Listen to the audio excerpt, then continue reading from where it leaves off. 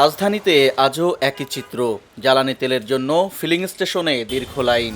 সকাল থেকে বিভিন্ন পাম্পে ভিড় জমিয়েছেন মোটরসাইকেল আরোহী, প্রাইভেট কার চালক, সিএনজি ও পণ্যবাহী যানবাহনের চালকেরা।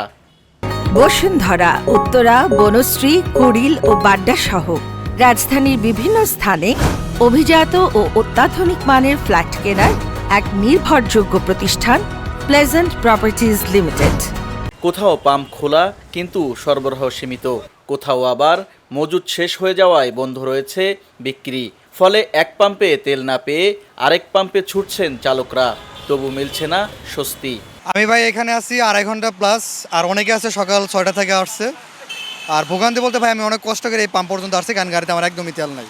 এখন আমার যে পরিস্থিতি, আজকে আমি 2 দিন ধরে চেষ্টা করে আজকে মনে হয় সবচেয়ে শর্ট সিরিয়ালে আছি। যেটা মনে হচ্ছে আজকে যদি আমি তেল না পাই, আমার এখান থেকে তেল নিয়ে যাওয়া ছাড়া উপায় নেই। আসলে বিভিন্ন পাম্প ঘুরে ঘুরে তেল খুঁজতে খুঁজতে আমার তেল শেষ করে ফেলছি। কেউ দাঁড়িয়ে আছেন 1 ঘন্টা, কেউ বা আরও বেশি সময়।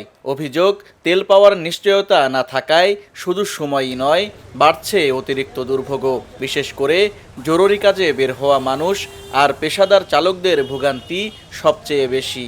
এই যে মনে করেন একজন লোকে ক্যান্সার হসপিটালে ভর্তি, ওনার একটা অ্যাপসে আমাদের অর্ডার করছে, ওনার একটা ইঞ্জেকশন লাগবে, আমি দিতে পারতেছি না। আমি দাঁড়াই শুনতে ফোনই করতেছে, এখানে যাবো 1.5 ঘন্টা যাবো দাঁড়াই রয়েছি, কোনো কাজই হইতেছে না।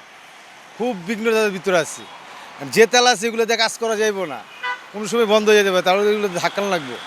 এই জন্য দাঁড়ায় রয়েছি 1.5 ঘন্টা যাবো। ওনাকেও একটা আসছে, আর একটা আসবে, তখন তেল দিবে আর কি। আর সময় মতো ডেলিভারি না দিতে পারলে এই যে মেডিসিন তো জরুরি জিনিস, এগুলো তো মানুষের ইমার্জেন্সি লাগে। চালকদের ভাষ্য, পরিস্থিতি এখন এমন, তেল নিতে বের হলে আগে জানতে হয় কোন পাম্পে তেল আছে আর কোথায় শেষ।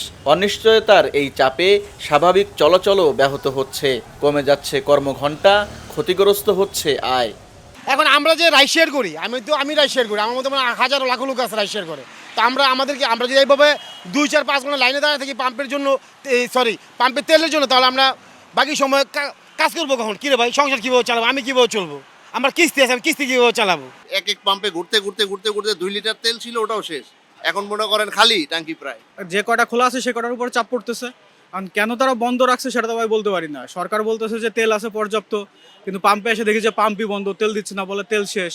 চাপটা তো এই জন্যই বাড়ছে, স্বাভাবিক থাকলে তার চাপ বাড়তো না। ফিলিং স্টেশন সংশ্লিষ্টরা বলছেন, নিয়মিত সরবরাহ না থাকায় চাহিদার সঙ্গে তাল মেলানো যাচ্ছে না। যে পরিমাণ তেল আসছে তা খুব দ্রুতই শেষ হয়ে যাচ্ছে। দিন ঈদের বন্ধ গেছে, ডিপো বন্ধ ছিল, তেল আনতে পারে নাই।